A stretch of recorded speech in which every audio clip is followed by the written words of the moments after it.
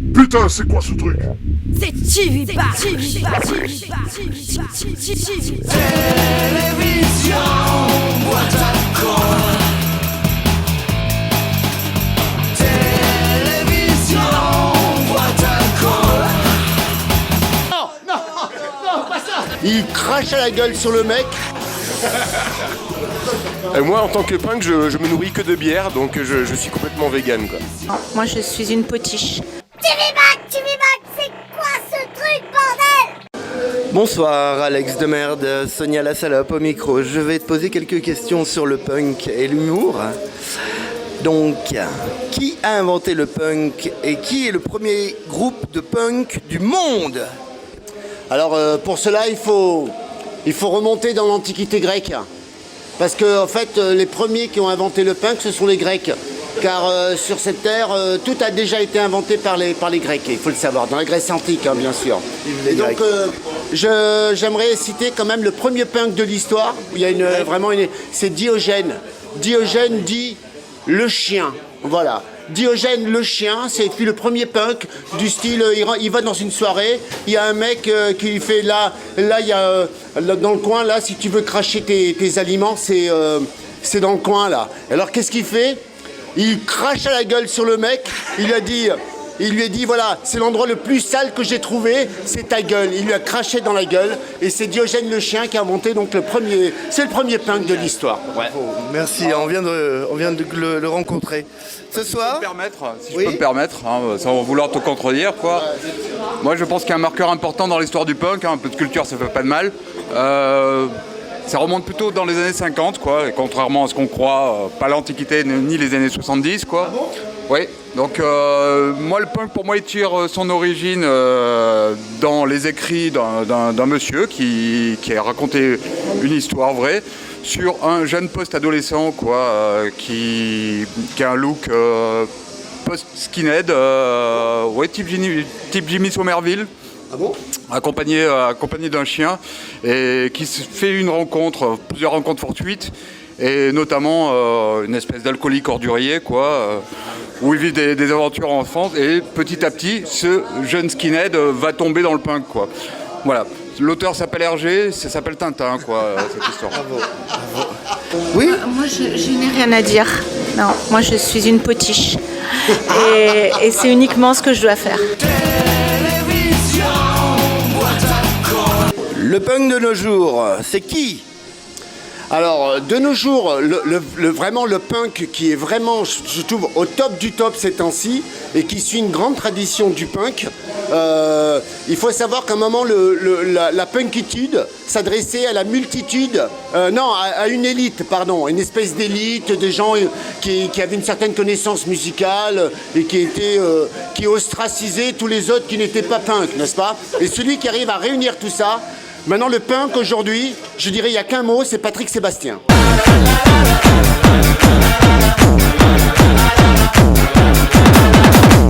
Patrick Sébastien, moi, je trouve que actuellement, c'est un vrai punk. Et je respecte ce côté punk populaire, voilà. Et loin de l'élite, loin, voilà, de l'élite parisienne à 2 balles de merde, quoi, voilà. Bravo, très bien. Alors bon, Je fais une partie de flipper, excusez-moi pendant ce temps-là. Ouais, vas-y, joue à ta merde. Je vais aller dans ton sens, Alex, et je pense qu'il y a une corrélation avec ce qu'il a dit. Et les vrais punks sont des gens qui ont des doubles noms, comme Patrick Sébastien, Claude François, Guy Georges, Édouard Philippe. Ce sont les vrais punks de nos jours, je pense. Vous voulez en rajouter? Je voudrais savoir qu'est-ce que ça veut dire punk. TV back, télévision, boîte à con. Est-ce qu'un vrai punk doit avoir son permis de conduire? Alors, vous n'êtes pas obligé de tenir le micro. Alors, justement, il y a un vrai problème qui se pose. Alors, si le punk rejette tout, n'est-ce pas? Alors, la question qui se pose, va-t-il s'intégrer dans la société? Et c'est comme, si vous voulez, dans les sociétés archaïques, dans les tribus, il y a des rites de passage. Dans les temps modernes, on passe le permis, Comme ça, on montre à ses parents qu'on est indépendant et qu'on est prêt à gagner sa vie. Or, le punk rejette tout ça. La question qui se pose, s'il passe le permis de conduire, va-t-il trouver un travail? Va-t-il s'intégrer dans la société? Voilà, c'est la véritable question qui se pose, quoi. Je vous remercie beaucoup pour cette intervention. Je suis assez d'accord. Je ne possède pas le permis de conduire, mais j'ai une carte de train. Est-ce que ça compte? Fais voir.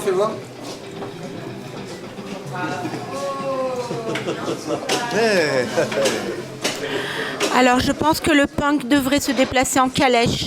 Et pour cela, il n'aurait pas besoin de permis. Est-ce que aller au bout du punk, c'est d'avoir une crête pubienne? Absolument. Ou pas de crête du tout. Il faut évoluer aussi. Personnellement, j'ai dépassé ce stade car je possède une crête anale. Excellent. Alors, alors c'est quoi la question? J'ai oublié, excusez-moi, je suis concentré. La question, est-ce que aller au bout du punk, c'est avoir une crête pubienne? Alors, moi, je suis pour la crête pubienne, dans le sens que, actuellement, parce que je regarde beaucoup de porno, et j'ai remarqué qu'effectivement, les pubis des femmes sont rasés, mais à blanc. Franchement, ça devient monotone, voire douteux. Et moi, je suis contre la pédophilie, donc j'aimerais le retour du poil au niveau du pubis. Et une crête, ça serait vraiment très sympathique, mais si elle pouvait être teinte, genre en rose ou un truc comme ça serait pas plus mal. Mais attention, c'est une teinte, on va dire, biologique, bio, parce que sinon, les frottements, tout ça... Mais bon, la question ne se pose pas, parce qu'un punk, il baisse pas. Il en a rien à foutre. Excellent, j'adhère tout à fait à ça. Oui, la libération de la touffe, hein, c'est ça, oui. Télévision boîte à con. Télévision boîte à con. Le rapport entre le punk et le chien. Je ne m'exprime pas là-dessus. Qu'est-ce que c'est un chien? Alors, moi justement, je rebondis sur la question et je reviens à la première question dans le sens que Diogène dit le chien, ça vient de là en fait. Ça vient du premier philosophe punk, dit Diogène le chien, le cynique. Il faut savoir que on prend les punks pour des imbéciles, pour des crétins qui n'ont aucune culture. En fait, ils ont lu et relu Diogène le chien, le cynique. Et donc, du coup, ils ont trouvé l'occasion, à l'heure actuelle, au jour d'aujourd'hui, comme on dit, ou au jour de ce jour, de remettre en valeur et en route encore cette idée fantastique du punk et du chien, et évidemment, du mouvement philosophique qui s'élève à la Grèce antique, qui s'appelle les philosophes cyniques. Voilà, c'est tout ce que j'avais à dire.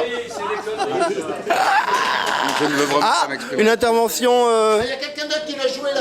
Oui, bonsoir. Alors moi je c'est balèze. pense que le chien est le meilleur ami de l'homme et l'homme est un punk. Donc le chien est le meilleur ami du punk. Punk et vegan, est-ce compatible? Alors justement, moi je trouve que c'est tout à fait compatible. Parce que tout le monde est sans savoir, n'est-ce pas, que le punk est en voie de disparition. Il est en train de mourir, et il n'y en a plus, quoi, des vrais punks.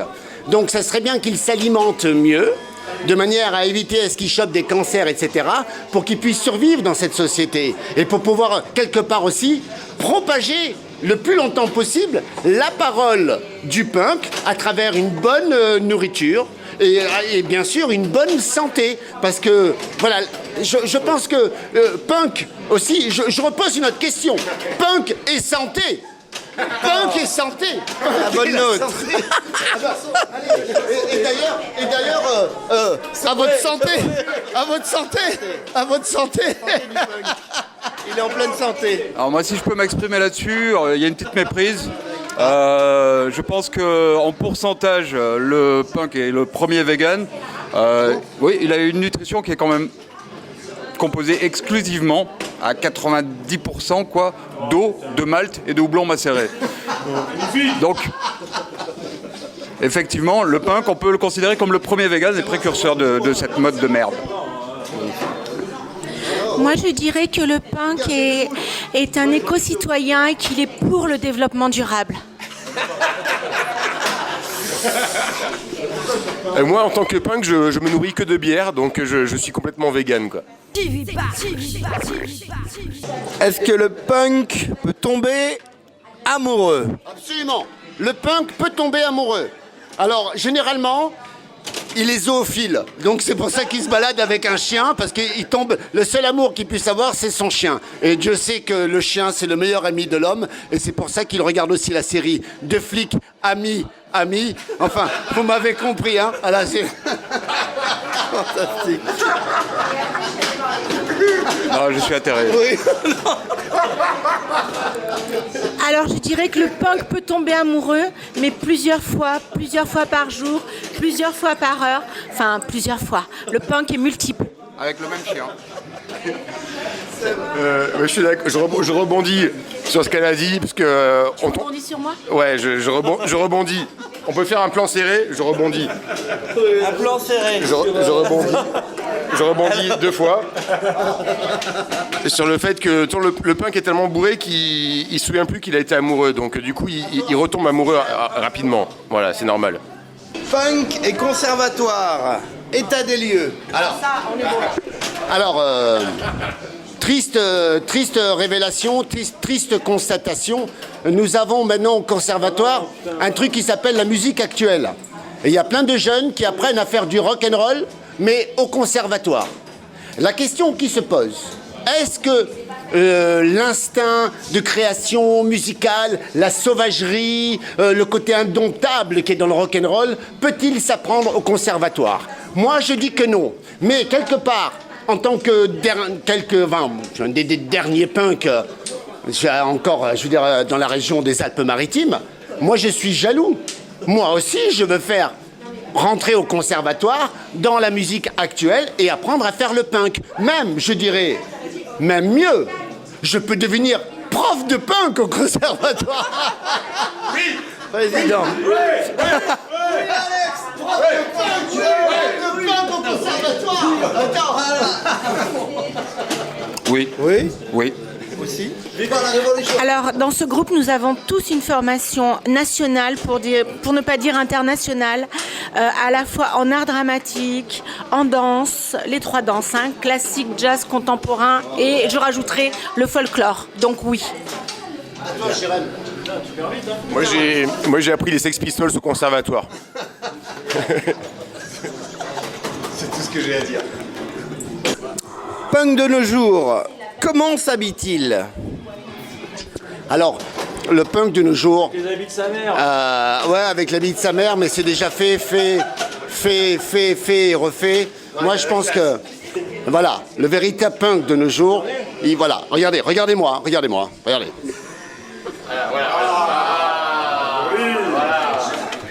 Ouais, j'ai perdu. Le punk de nos jours est propre. Il est bien éduqué. Il va à l'église le dimanche à 10h. Voilà, que Dieu bénisse les punks. Il se lave les dents. Il se lave les dents et il fait un peu de skate aussi de temps en temps. Mais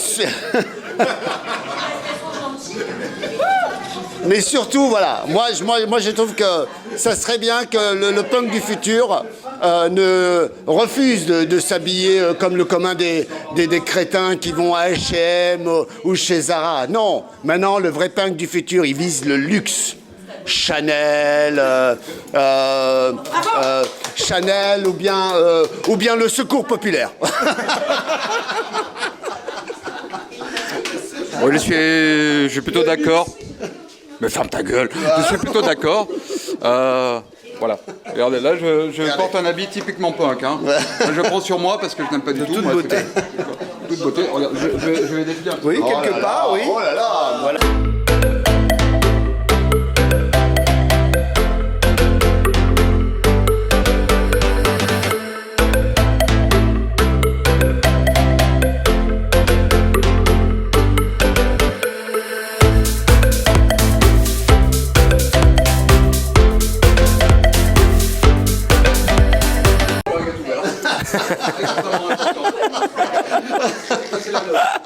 C'est la fois qu'on reconnaît ça. marque des grands, ça.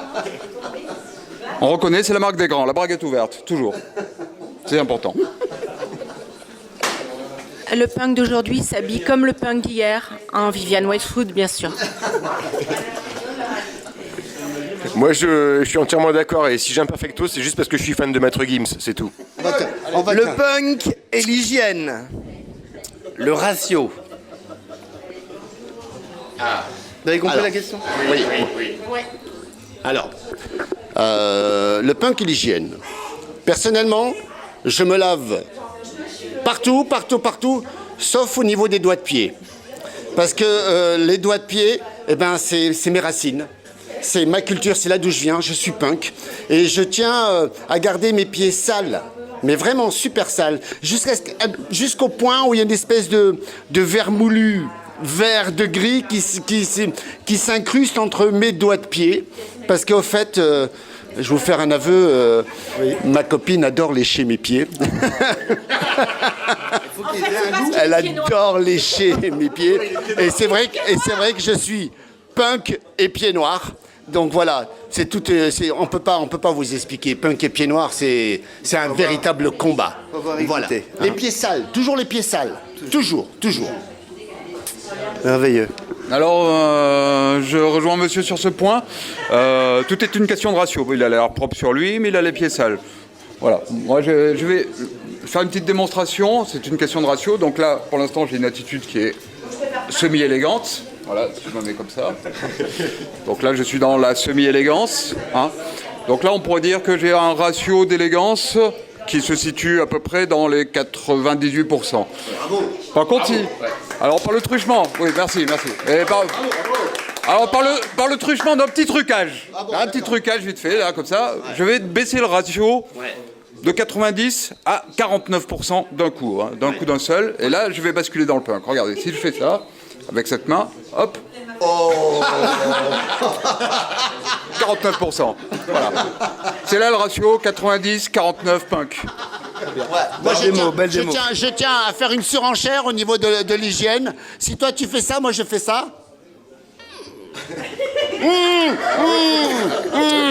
Ça, le miel. Non, pas ça. Est-ce qu'il y a du son? 38%. Faites un truc à deux. Alors, le punk ne se lave plus, il va au spa. Il faut le savoir. Non, il va au spa et il adore ça. Les massages, le sauna, le hammam, voilà. Alors, moi j'aimerais surenchérir justement, et pour terminer justement cette, on va dire, ce développement extraordinaire de la pensée humaine, on termine toujours par une question, afin de relancer le débat. Je dirais tout simplement cette question. Le punk et le sport, est-ce que c'est possible? Voilà. Est-ce que l'Indus et le sport, est-ce que c'est compatible? Je donne donc le relais au prochain à la MJC Pico. Voilà. Au revoir. Bonne soirée. Télévision, boîte à con. Télévision.